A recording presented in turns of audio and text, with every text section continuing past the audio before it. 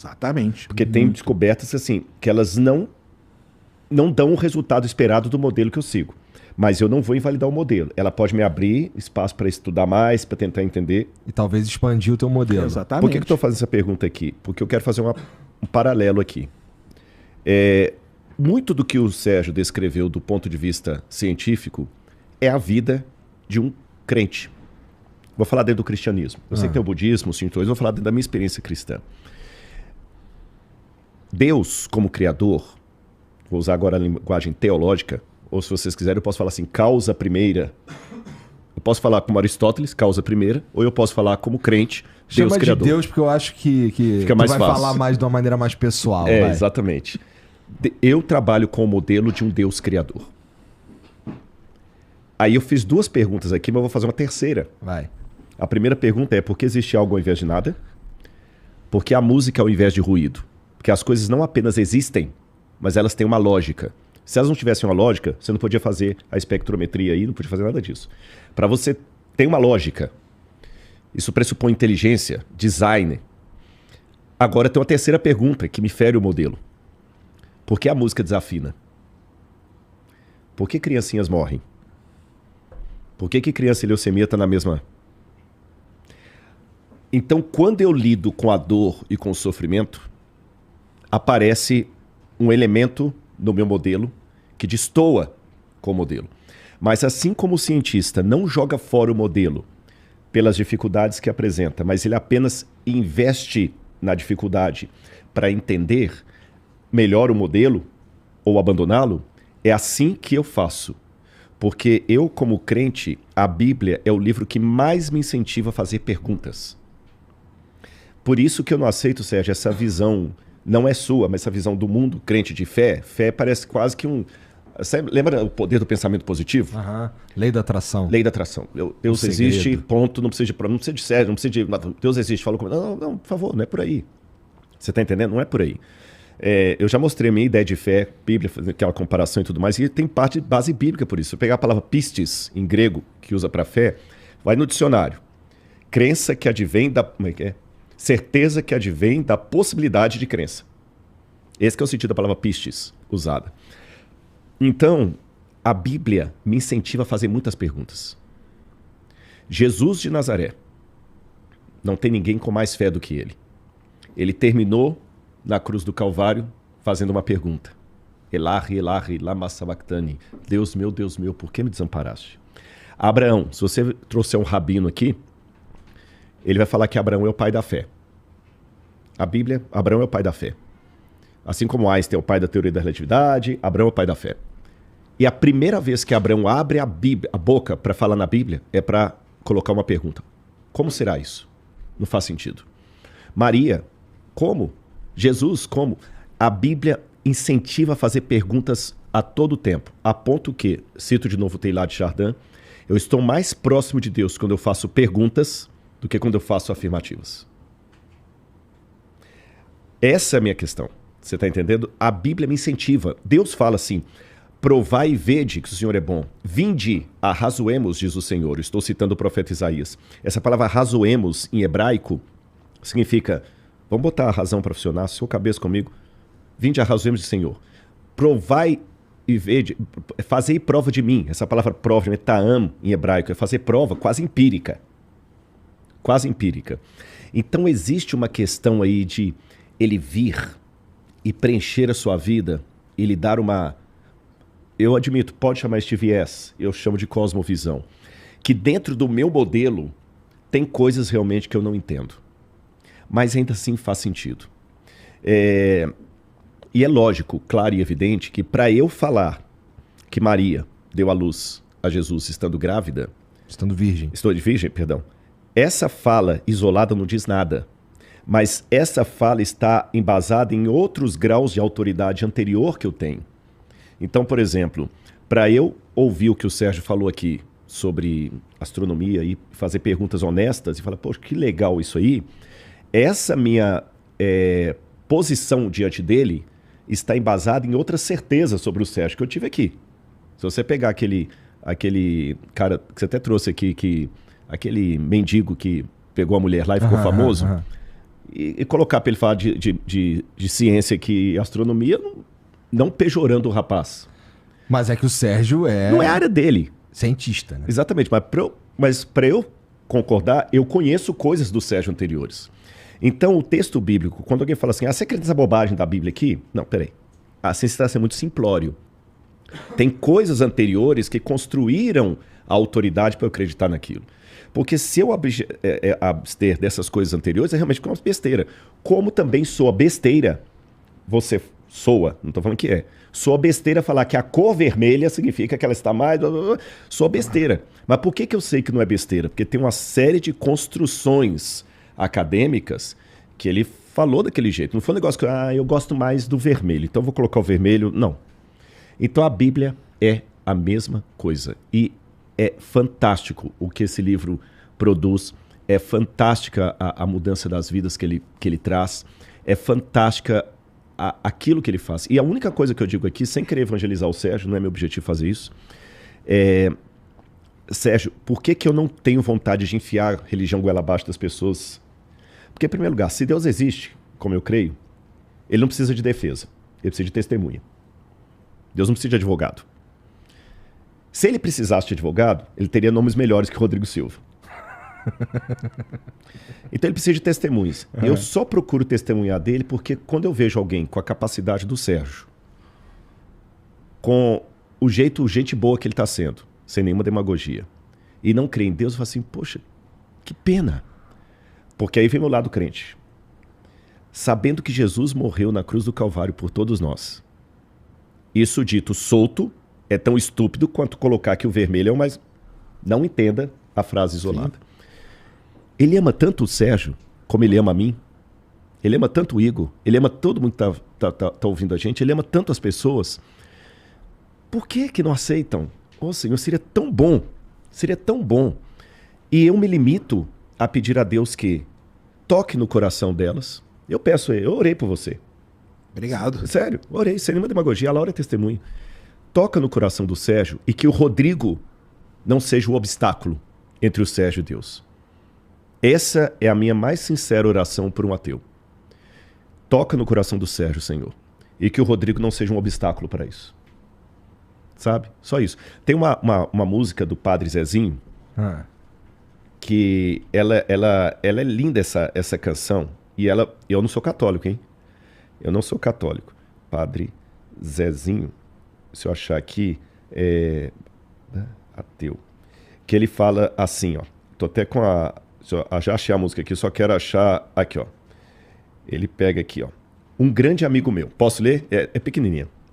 Um grande amigo meu, que a sua fé perdeu, no dia de Natal me procurou. Contou-me sua vida, tão cheia de incertezas, com tanta honestidade que me fez chorar. E a lágrima teimosa, caindo no meu rosto, lavou meu preconceito de cristão. Eu sei que da verdade eu não sou dono. Eu sei que não sei tudo sobre Deus. Às vezes quem duvida e faz perguntas é muito mais honesto do que eu. Ao grande amigo meu, que a sua fé perdeu, no dia de Natal me confessei. Contei-lhe a minha vida, tão cheia de procuras, com tantas esperanças, que ele até sorriu. E aquele riso aberto nos trouxe bem mais perto, lavou seu preconceito de ateu. Por esse amigo meu, que a sua fé perdeu, naquele mesmo dia eu fui rezar. E a minha prece amiga gerou essa cantiga, que eu fiz pensando muito em meu país cristão. Às vezes, muita gente que não crê no que acredita e afasta seu irmão da religião. E o refrão, que eu acho que é o mais forte, eu sei que da verdade eu não sou dono, eu sei que não sei tudo sobre Deus, às vezes quem duvida e faz perguntas é muito mais honesto do que eu. Esse é o Rodrigo Silva. Tá aí. Legal pra caramba. Ó, se liga. Demais. Agora eu vou fazer uma pergunta que vocês vão discordar, essa vai ser legal. Ele quer treta. Não quero Eu já treta. vi que se o Sérgio brigar comigo, eu tô no sal. Olha o tamanho do cara, olha o meu. Não é, pelo amor de Deus. É porque assim, brincadeira. Eu quero ouvir o que vocês têm pra dizer sobre o seguinte assunto. Sérgio, quantos anos tem a Terra? Tá certo. Cara, então, Quantos anos tem a Terra, né? A gente sabe aí, fazendo medidas de vários lugares. Aliás, até um mês atrás, a revista Science trouxe uma matéria toda, 5 ou 6 artigos sobre as amostras que a gente pegou num asteroide, uma das coisas assim mais fantásticas que a gente já fez. Trouxe a amostra, analisou ela no laboratório. Então, assim, a Terra, pela análise que a gente faz das rochas que a gente tem, ela teria ali 4,56 bilhões de anos. Como que a gente faz isso? Pega rochas. Primeiro, né, pessoal? Primeiro que muita gente acha assim, mas é qualquer rocha que eu pego aqui na esquina da minha casa. Não, cara, entendeu? Por isso que geologia, ela é uma ciência. Igual o Rodrigo, por exemplo, ele não vai procurar um copo usado, vou falar aqui de qualquer jeito, um copo usado na última ceia, aqui em, sei lá, em Diadema. Ele sabe que não vai estar ali. Ele vai procurar no lugar certo. A geologia é do mesmo jeito. Existem terrenos na Terra, porque a Terra também é um planeta vivo, então isso é muito difícil da gente encontrar rochas muito antigas. Os 2 principais locais é na Austrália e no Canadá, onde tem os terrenos mais antigos do planeta, estão lá. A gente analisa uma rocha, que ela tem ali dentro dela um mineral chamado zircão, e aí fazendo medidas de datações, que não é o carbono 14, que é o carbono 14, para a galera entender, eu já expliquei isso lá no Inteligência também. O carbono 14 serve para coisas vivas e tal. A gente está falando da idade da Terra, então é rocha. A rocha ali não vai ter carbono 14 jamais, entendeu? Mesmo o carbono 14 ele tem um limite ali, ele vai 10 meia-vidas, uns 50 mil anos. Isso aí nós estamos usando outros métodos, urânio, tório, alumínio, microscópios de varredura, coisa assim de último mundo. Analisando essas rochas, a gente chega nessa idade, entendeu? Não é uma pessoa só que analisa, são várias, você espalha essa rocha pelo mundo todo. E aí, o que aconteceu? Quando as amostras do asteroide chegaram aqui na Terra, isso aqui é legal pra caramba, cara, que veio a amostra de um asteroide. Um asteroide é um objeto que não teve interação com nada, ele está vagando aí pelo sistema solar, desde que o sistema solar existiu. Ele fica vagando por aí. Nós pegamos uma sonda, a sonda foi lá com uma colherzinha, tirou 5 gramas de amostra. São essas 5 gramas que estão mudando várias coisas aí que a gente pensa. Olha que legal que é a ciência. Essas 5 gramas estão mudando muita coisa que a gente pensava antes. Principalmente com a questão da origem da água, entendeu? Já está mudando a nossa cabeça aí, vários modelos diferentes estão surgindo. Quando a gente trouxe essa amostra e mediu ela em laboratório, usando os mesmos métodos e tal, todas as cidades aí bateram, entendeu? Então, analisando essas rochas aí, a gente chega nessa idade, tanto do sistema solar, 4,57, 4,56, e da Terra também. Você disse que o carbono 14 não serve para isso, porque o carbono 14... Carbono 14 é para coisa que vive. Coisa que material viveu. orgânico. Matéria orgânica. Isso aí. E aí, não é com carbono 14 que a gente mede idade, por exemplo, de osso de dinossauro? Depende muito, cara. Porque, assim, o carbono 14, cara, de novo, né? Ele consegue medir coisas até 50 e poucos mil. Aliás, com 50 já é muito difícil, porque vai ter muito pouquinho, entendeu? Então, assim, não dá pra chegar no que é os dinossauros, cara. Então como é que a gente sabe a idade dos dinossauros? Outros métodos? Outros métodos. Tem vários outros métodos, entendeu? Muitos outros. Não é só o carbono 14, é para matéria orgânica. Agora você tem alumínio, você tem toda aquela cadeia ali de elementos radioativos que a gente chama, que são os isótopos radioativos, porque o urânio, por exemplo, se eu deixo o urânio aqui, vai passando o tempo, ele vai decaindo, que a gente chama, por radiação. Foi assim que a Curie descobriu, até morreu, coitado, porque ela ficou exposta ali àquela radiação o tempo todo e não aguentou. Então você pega o urânio. Trabalhar em mina de urânio, por exemplo, é uma das coisas mais terríveis que tem. O pessoal morre, tem câncer rapidamente, tudo. Não só de urânio, mas de outros elementos. Então, esses elementos eles têm uma meia-vida. Ou seja, passado um determinado tempo, a quantidade dele cai pela metade. Depois cai pela metade da metade, e assim vai caindo, vai decaindo. Então tem elementos, por exemplo, que a meia-vida dele é 200 milhões de anos. Tem elemento que a meia-vida é 1 trilhão de anos, cara. Também não vai servir. Concorda que não vai servir? Porque o lance é o seguinte, para a galera entender isso. Imagina que você quer medir essa mesa aqui.